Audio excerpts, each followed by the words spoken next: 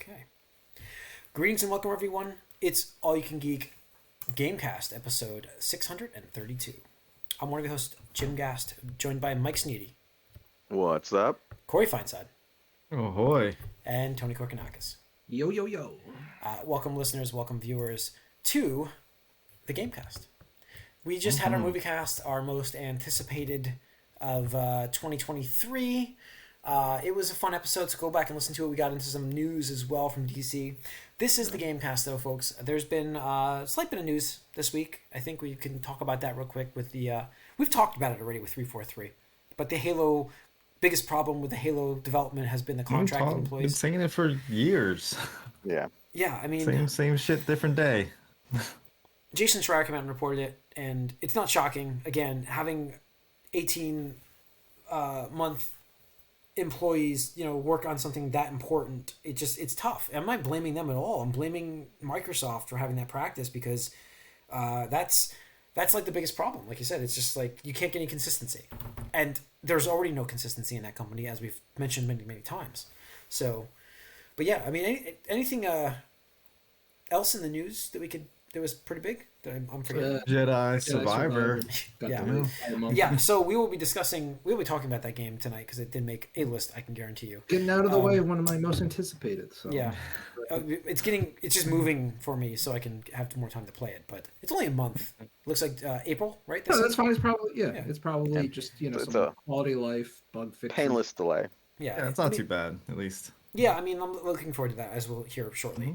It's funny because I read that and I had to reread it. I was like, well, that doesn't sound so bad. So I made sure I wasn't it wasn't 2024 or something like that. Where Did they really need to write that whole essay to announce the one month delay? It sounded like it was going to be till the end of summer. That's why when I was reading that whole thing, I'm like, where's the date? Where's the date? I'm like, oh, here it is. It's a month. So... But so it's interesting to see how that goes. But it's going to be, like I said, we'll be talking about it shortly. But like I said, we are live streaming on Twitch every Tuesday night starting at 8. So please join us on that channel. You can chat with us. Leave us question, comments. We're on YouTube the following day. So smash that subscribe, that like button if you're watching us on YouTube. Leave us a comment down below. And we'd love to hear from you.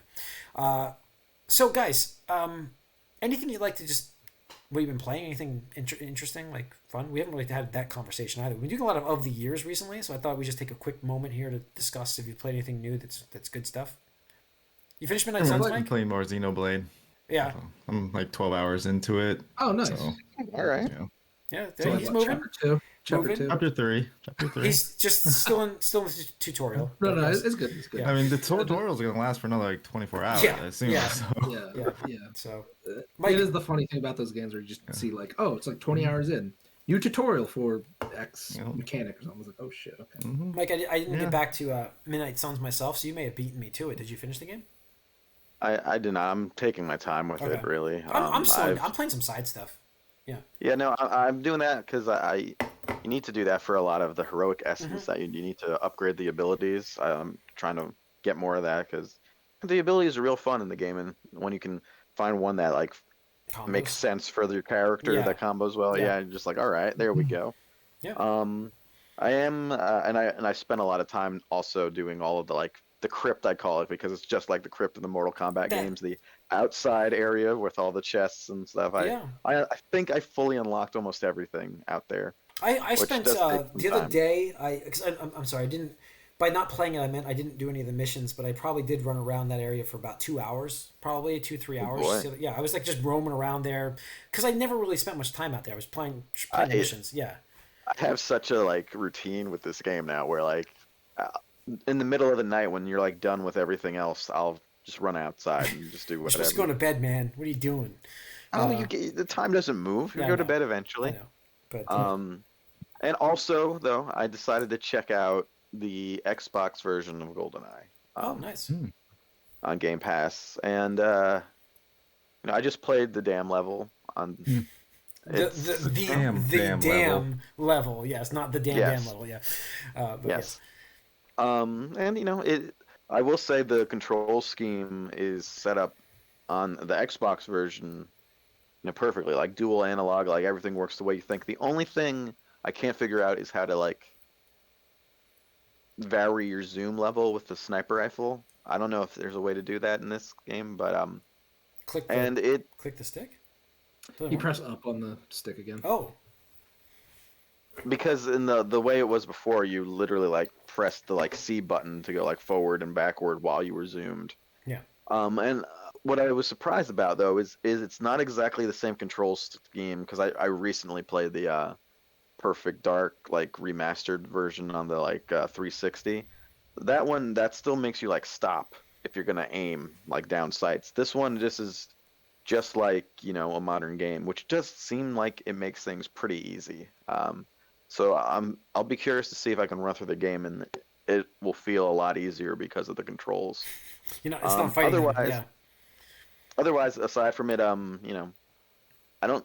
It's a pretty straight port, which, you know, I have mixed feelings on, because we would have had that upgraded version if they just figured out this licensing stuff, you know, like 10 years ago or whenever that was. But although I do think this one was like remade from the ground up in a way with that it sort of emulates like PlayStation type graphical errors that weren't there with the N64. Like the skybox will flicker or move a little bit, which I'm like that's a PlayStation thing. That was not an N64 thing, because I remember that. But other than that, it's a pretty faithful recreation, and you know, like I said, I might go through it to see if it's really easier with the new controls scheme. And cool, because I remember just running into walls constantly in that game. Like, I mean, like difficulty walls, that is. Yeah. Originally, so cool. I might get to that, but I'm still mostly in Midnight Suns. I started the third part 3, which I'm assuming is the end. Yeah. That's where I think it's okay. So same spot. Pretty close. Yeah. Yeah. All right, Tony, anything to add here? Yeah, still playing Fire Emblem. Nice. Did that get any better? Yeah, it's getting a little bit better. Like, as long as like you just don't view. And again, I'm still in the first like third or whatever quarter of the game, so the story always changes about the halfway mark, or right before the halfway. There's always something that goes down. But like, right. But like right now, I'm just concentrating on like the good gameplay, because it is really good. Like even like 4 levels in, like you could tell the map design. Where Fire Emblem got to like, oh, just kill all the enemies, which to me is like, okay, that's a basic map, but like this is like they throw a bit more like forts and like defensive areas, or like funnel points where it's like, oh, you really have to think. And I'm playing on the hardest difficulty, and it's like I got my dick kicked. I almost failed the first mission, the very first mission of the game. I almost failed because it was like, well, I need this character to miss my attack on this dude. And thankfully he did, because I was standing in like trees, which, you know, increases your avoidance rate. But I was like, wow, that was really difficult, because you don't have like your special powers, you don't have the special weapons, nothing like that. It's just kind of like, well, hope you played this out the way you wanted to. Yeah. But other than that, I did play GoldenEye on the Switch. Yeah, how was that? The frustration on that is you got to do some work on it. I think. Yeah, the controls are all messed up, I heard. Yeah, so on the Switch, what I found was you select the because they had preset custom controls on the N64. It wasn't like modern day where you can just remap buttons and stuff like that. Mm-hmm. So what you have to do is you have to go to the solitaire preset, and then what you have to do is go into the Switch menu and reassign or swap the left and right analog sticks, and change the Z button to be right trigger, so it acts like a modern shooter where you press the trigger and you shoot your gun. So that's what I did, and it feels like a modern control scheme and stuff like that.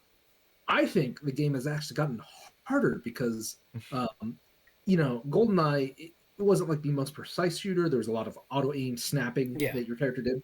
But there are times in the game where you actually have to be precise, usually when like you're like hitting, like shooting something specifically for a mission or whatever. But at least on the switchers, I haven't played the Xbox version yet, but when you press the button to like move your aim cursor, because they didn't have dual joysticks back in the day, when you are moving that cursor to like precision aim stuff, it is so sensitive compared to modern day like things. So like you just tap it a little bit and the cursor goes, and I'm just like, oh, that's not how much I wanted it to move. Like I wanted to move like a little bit. Yeah, you can't adjust that? I haven't found a way to. I mean, there's no option for the base game, and I don't see an option for the. I don't like how much work did they put in to give you those accessibility options? Like, it's probably not much.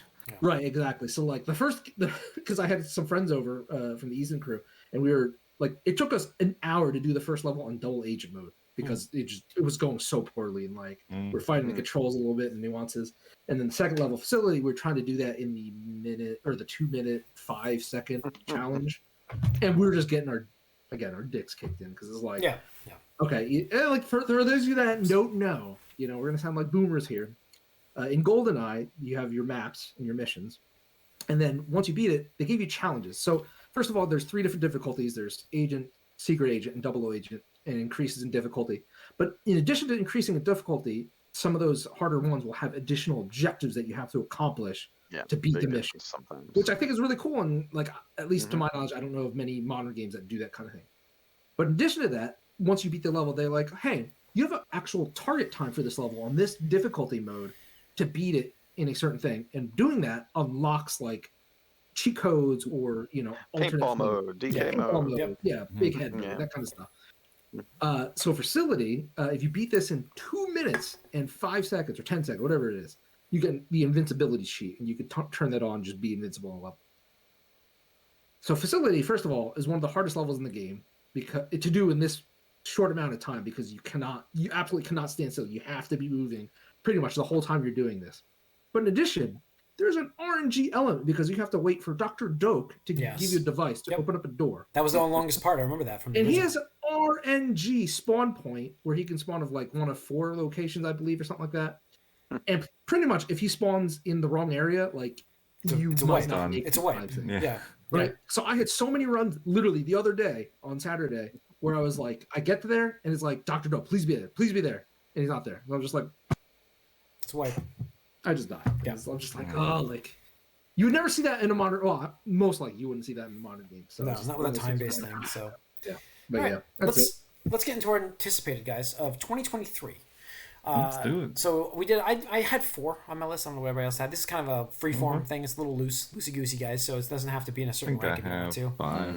5. Well, Corey, give us one then if you have 5. First one is Suikoden. Yeah. Remake. Okay. Well, that would be 5.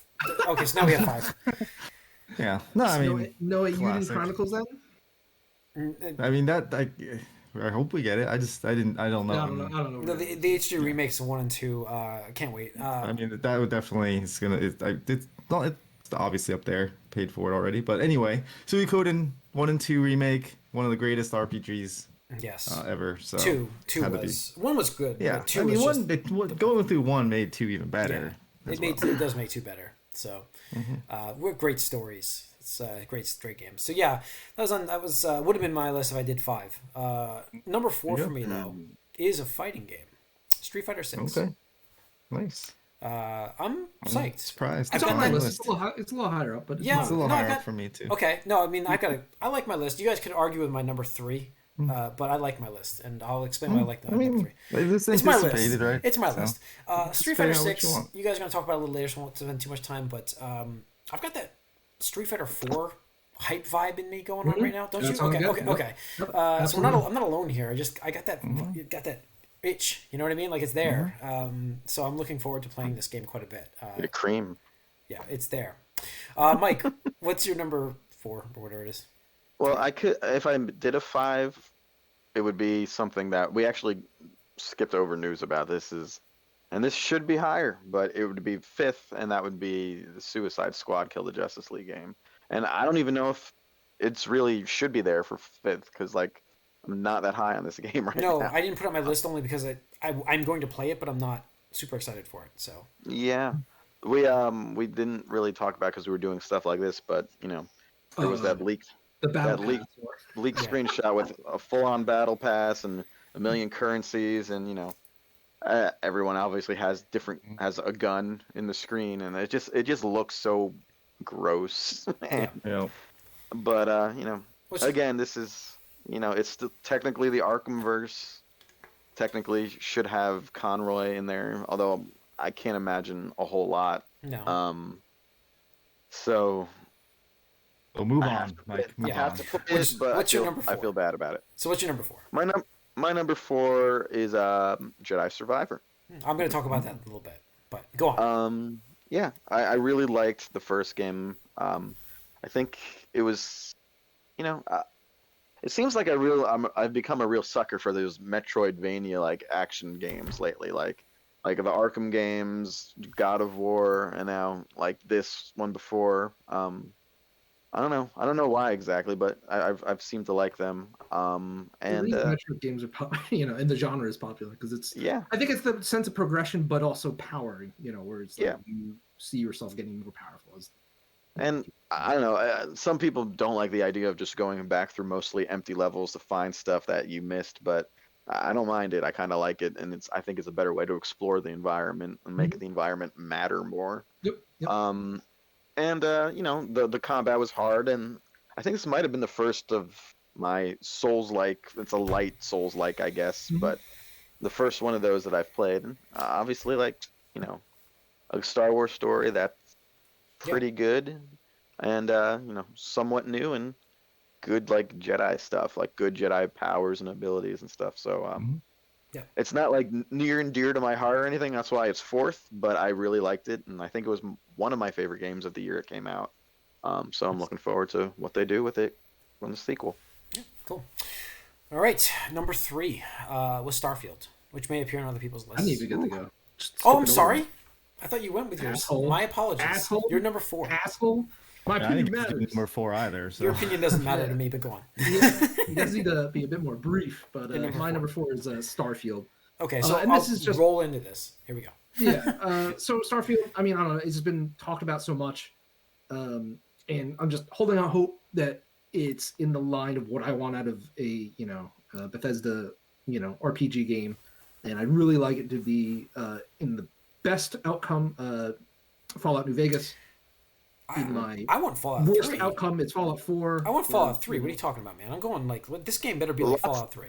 Lots of people like New Vegas more than 3. No, I would be happy with 3, but New Vegas is really like I just New Vegas love is better than 3. 3, dude. Oh, I know. See? I didn't get enough chance. I didn't get enough chance, but I just loved 3 so much that I just wanted to 3 be was that. good, but New Vegas was just had the better better quests, better storylines, better outcomes in terms of ways you could accomplish things and stuff like that. Like 3 is so easy to cheese and just like you only have a couple. It's basically the Mass Effect 3 where it's like made it better, much better. Yeah. And that's the experience you got. My memory blurs those games into one game anyway. So. Yeah. But no, I mean, this is definitely, like I said, this is number 3, and it's like, there's a lot, in my opinion, for Microsoft. There's a lot in this game riding on for Microsoft too.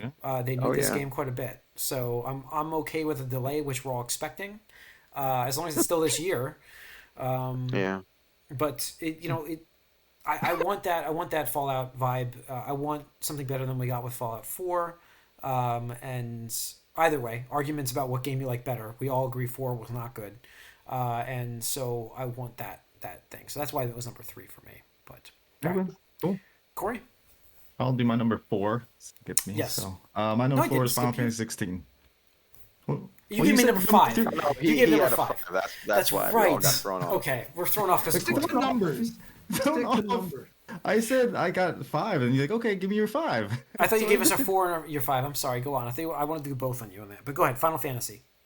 Yeah, Final Fantasy 16. I'm really excited to see them go back to the medieval style game, and like we saw with Final Fantasy 15, the first half of that game was very, very good, and it's like they had a great game there, just didn't finish it, and so I'm hoping that they're able to like put like all the work into this and get it to the point where it comes to a satisfying conclusion.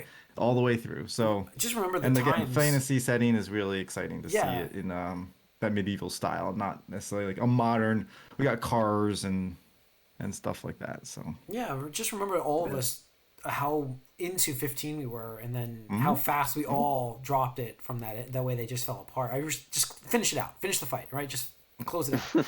I mean, we all beat it. It was just like, what is he doing though? I just think it's like one of those perfect examples.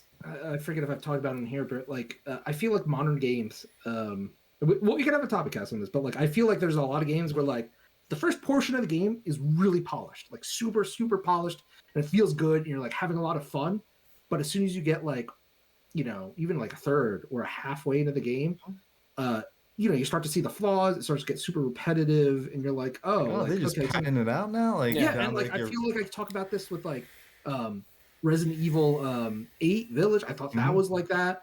Final Fantasy 15. Oh God, what was another really good example lately? Where it's just super polished, and then like I feel like in a way they Metal do that Gear specifically. Solid. Metal Gear Solid. Thank you. That was it. Metal Gear Solid 5. I love that game.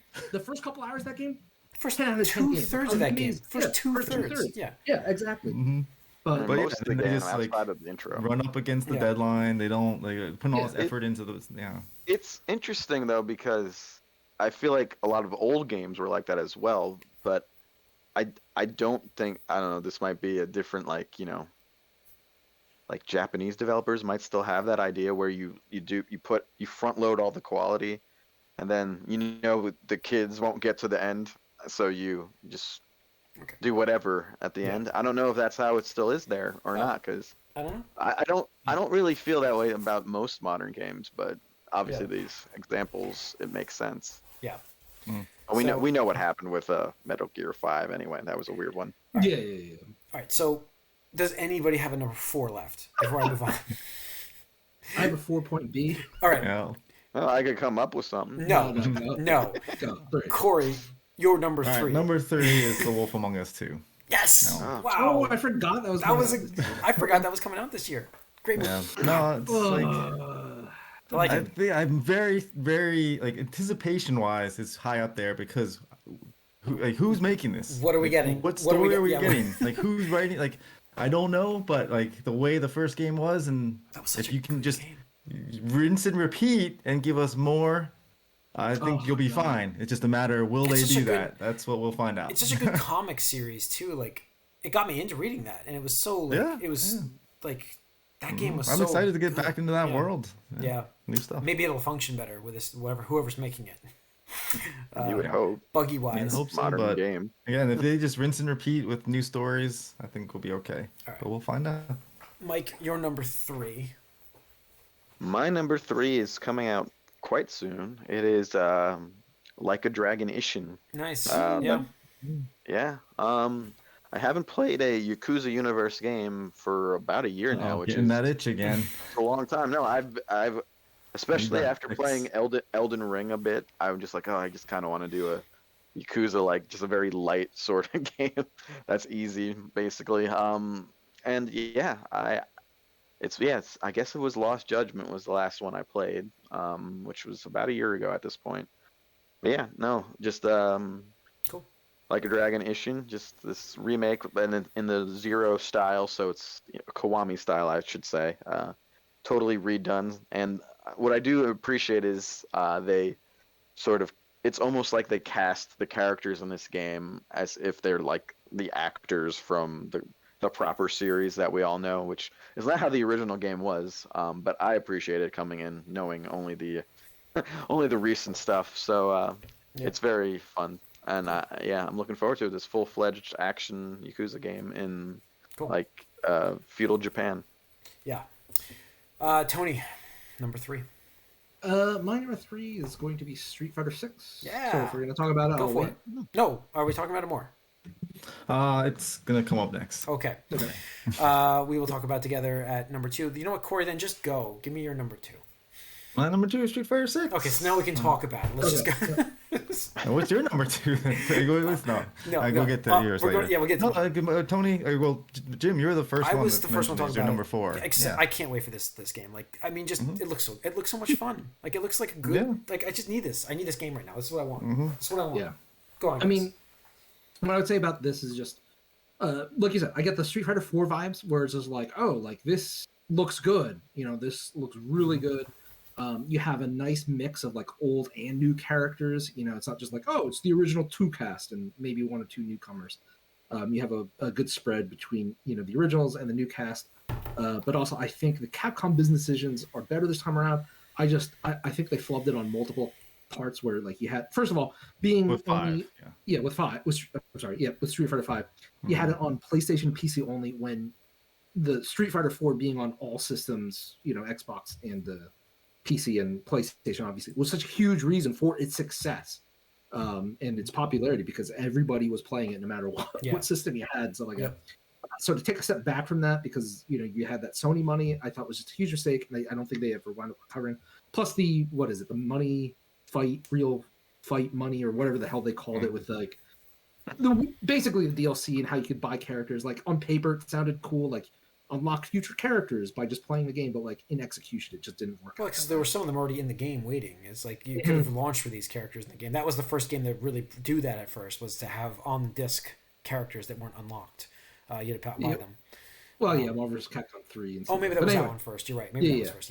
Yeah, because that's why I didn't buy Ultimate. But anyway, Street Fighter 6. I think outside of just the core gameplay loop, and I'll even like back in the day, Mike, I know when you talk about Mortal Kombat and the casual mode and stuff like that, I was like, oh, well, casual players aren't really into the fighting it, but like, 10 years out of that conversation, I'm like, oh yeah, you need that casual audience. You need to give people something else to do besides just fight other players. Like fighting AI is good and stuff like that, but like how many times are you going to go through like this, like the arcade mode and stuff like that? Yeah. But this one seems like they're finally nailing the aspect where like they're giving you like a final fight type mode, or like a pseudo RPG mode where you go around the world. Yeah, career mode or whatever it is. Mode and stuff like that. Plus like the ability to go to like an arcade and play the old Street Fighter games. Right. I just think that's so cool. Like we're getting a real whole new package outside of Capcom, which is weird because they're really hesitant to implement a lot of new stuff because it costs money. So cool. And a lot of what you were saying, Tony, I was going to expand even more. It's it looks like they took like what other fighting games are doing right, and then like implemented it into this one, and they had this huge hub, like it's like a massive multiplayer like world that other people are going to be in, that you're going to be interacting with, and like you can like challenge people on those arcade games to like Street Fighter 2 or whatever. It's like they're all there and like it's visible. It's pretty crazy. And then you have the core Street Fighter game with the new characters, with the old characters, and also like bringing the old characters up to the modern times. Kind of like it's just seeing some of the new move sets and changes they're making to some of the characters is really interesting. You're getting the redesigns. And the redesigns, and just some of the costumes, like we all like Hobo Ken or whatever. It's like, there's some other stuff going on there maybe we don't know about, but just like seeing how that's all unfolding, and the story's always been interesting. Like I always found it pretty cool, and so I'm curious to see how they expand on it here. But also, they have like announcers too. Like you're gonna get your matches announced to professional shoutcasters or whatever. I don't know what they're called now. Yeah.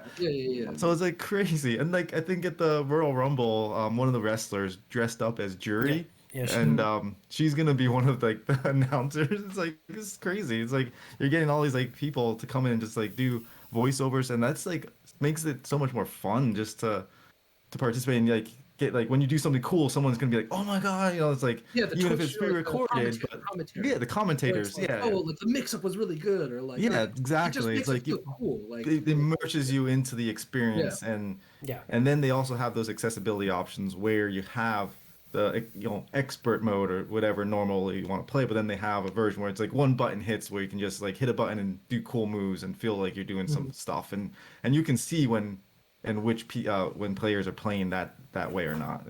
I'm just so excited to see all this stuff and see how it comes together. So Street Fighter 6. Jedi Survivor was number 2 for me. Nice. So whoa, that high. Yeah, the first game was fantastic. He's still an Elden Lord now. Jedi Survivor. I mean, Jedi Survivor is gonna be cakewalk. I mean, for an Elden Lord, Jedi Survivor is like nothing. Yeah, I mean, I'll probably try to play on hard mode with one of my eyes blindfold. You know what I mean? Like, no, I'm looking forward to this game quite a bit. This has actually started me on my path to playing Elden Ring. Like, I experienced it, and I'm like, I can do this timing. Yeah, I can do this timing. And it was such a good execution, the first game, of what Star Wars, you didn't expect it. Like, I was like, this is such well done. Like, so well done. I feel like if it cooked longer, it would have been better. And that's what we should hopefully have here. I really hope. And I think that's why I'm so excited. You get an extra month to let it cook some more. Yeah, so I'm excited to see this world with Cal in it now, who I do like as a character, even though I'm not a big fan of the actor. But I do like him as a character. Thank God they put a beard on him. Yeah, right.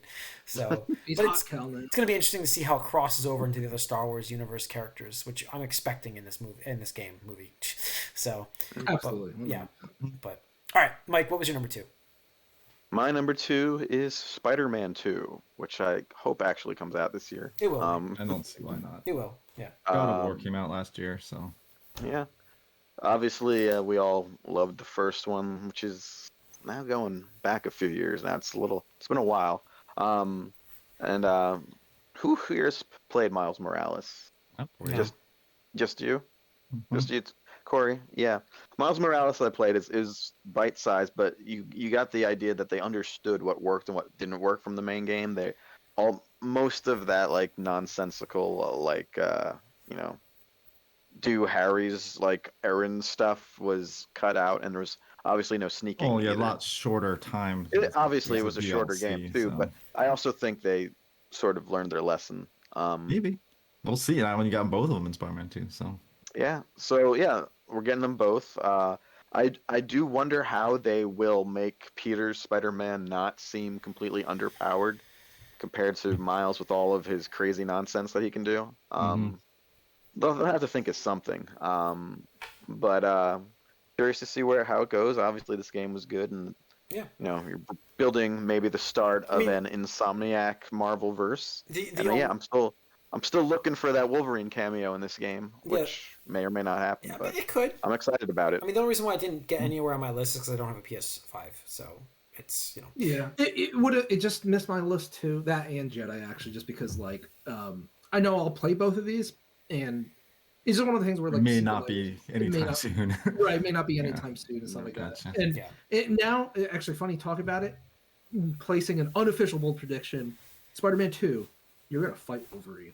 Whoa! There Yeah, you that'd go, be good. Mike. love I think that. that's going to be the introduction to the game. Love that. Yeah. the series. Cool. I'm getting like vibes about like Web of Shadows, Spider-Man Web of Shadows. If anyone remembers that one, I love that game. I played that in the hardest Yeah, difficulty. I really enjoyed Wolverine had a pretty important cameo in that game. I think he ended up like beating Venom just because he has a healing power. Like that became like a thing in that game. Yeah. But anyway, Okay, cool. yeah, I'm looking forward to it. We'll see how they do it. It's a big thing.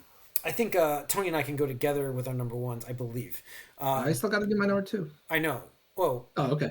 I'm just saying, like, I'm going through. Yeah, probably Corey, going you to did your number 2, right? Mm-hmm. Okay, so Tony, what was your number 2?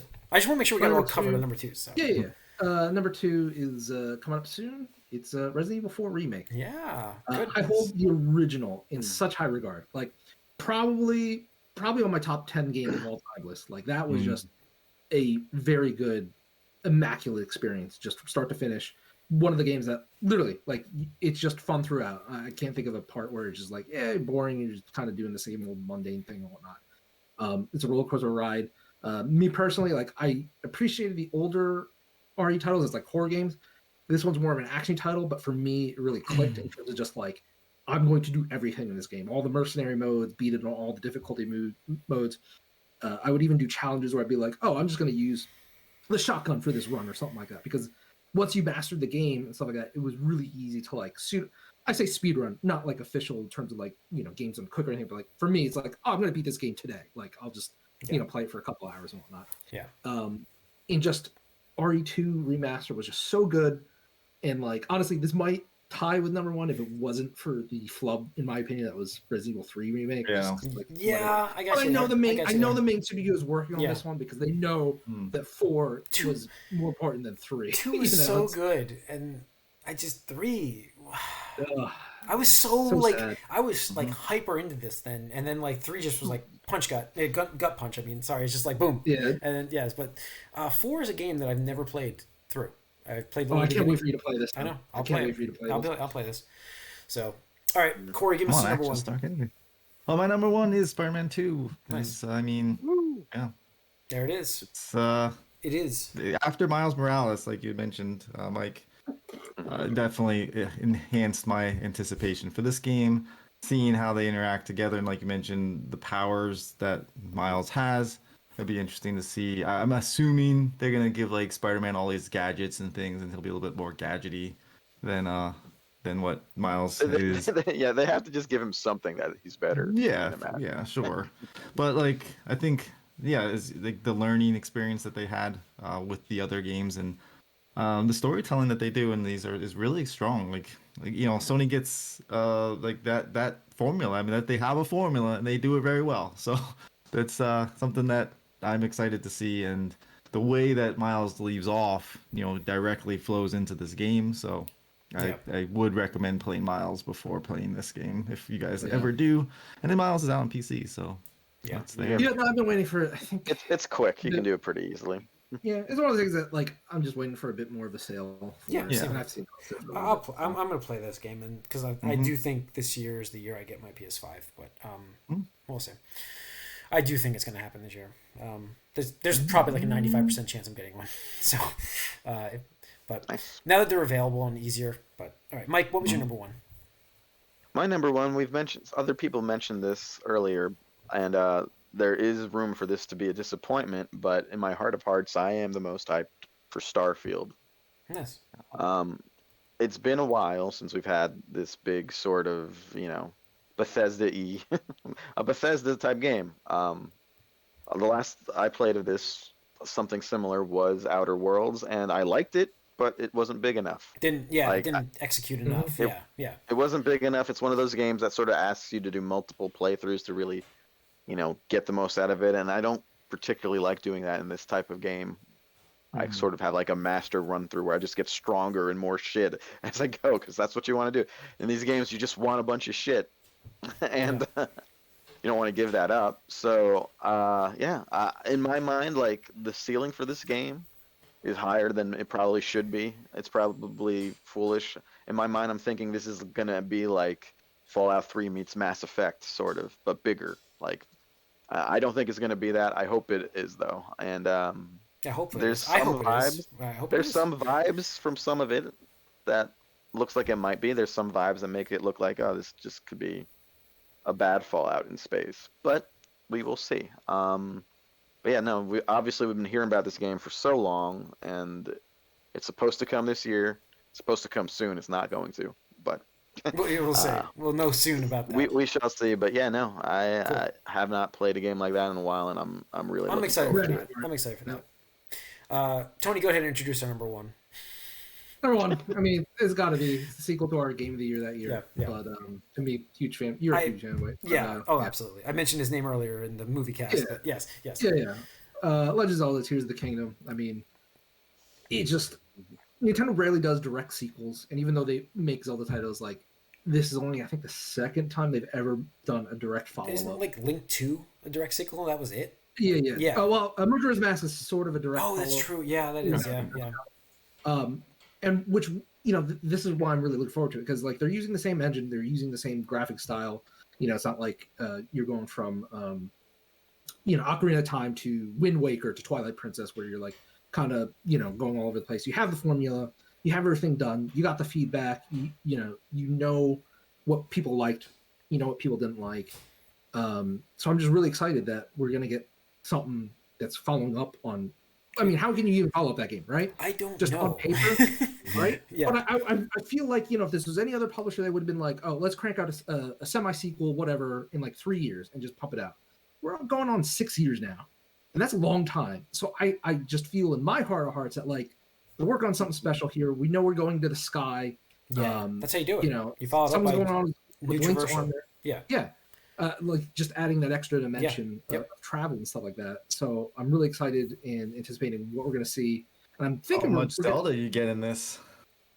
I mean, I would love for her to actually be a playable character. That would be something that I would think would be, kind of like a Metal Gear Solid 2, swaparoo, where it's like you play the intro as Link, and then, oh wait, you actually play the first time we see this, they're together, right? So right, yeah, exactly. So, who knows in terms of that, but I feel we are going to see. I would love that choice. Like you should have that, like, split off choice. You can play the game as either character, like, at a certain point. Just confuse the boomers even more about who's the protagonist in Zelda. I just what if they made Zelda a girl? It's like, totally. I just like I said, the one thing I would love to see the improvement on would be the dungeons, and I really hope that. Yep, and I think they have to. Yeah. Like, that was the number one common critique. Yeah, so I am looking forward to that, and I mean, not looking forward to the weapons breaking, That was my other We'll gripe. save it returns. I think it has to. It's the staple of the game. I'm fully expecting it. I mean, I'm fine with it. It's not like I'm not playing the game because of it. It's just like, and I understand why it was there because it's like it was supposed to have that extra impact on you. Like, oh, do I swing with this now or do I? It's gonna break. Yeah.